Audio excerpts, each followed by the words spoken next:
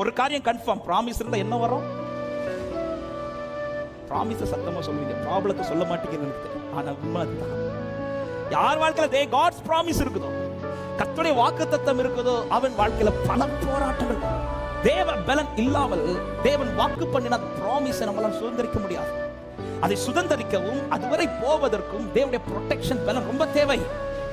காரணம், பிராமிஸ் உடையவன் சந்திக்கிற ப்ராப்ளம் என்பது இந்த பூமியில மற்றவர்கள் சந்திக்கிறது போல இருக்காது. ஆமே, வாக்குத்தத்தம் கிடைச்ச உடனே நமக்கு என்ன தோணும் தெரியுமா? எனக்கு நீ பிரச்சனை. ஆனா உண்மையா சொல்லுங்க, வாக்குத்தத்தம் வந்த பிறகு தானே பிரச்சனை வரும். என்ன போறசா? யோசேப்பு தரிசனத்தை பார்க்கறது நல்லா தான் இருந்தார். எப்போ தரிசனத்தை பார்த்தாலும் அங்க பிரச்சனை ஸ்டார்ட் ஆகும்.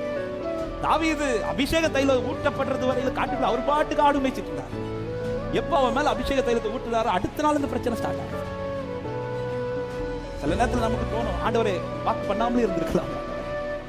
வார்த்தை உடையவனுக்கு, வாக்குத்தத்தம் உடையவனுக்கு மற்றவர்கள் சந்திக்கிற ப்ராப்ளத்தை விட அதிகமான ப்ராப்ளம்ஸ் உண்டு.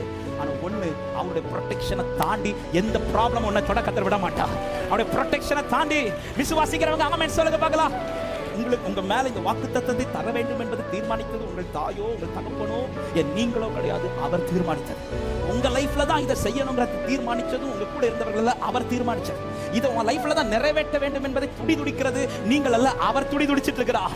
எல்லாமே அவர் நியமிச்சதுனால எத்தனை பேர் சொல்ல முடியும், எனக்கு உரைக்கப்பட்ட பிரகாரமே நடக்கும்?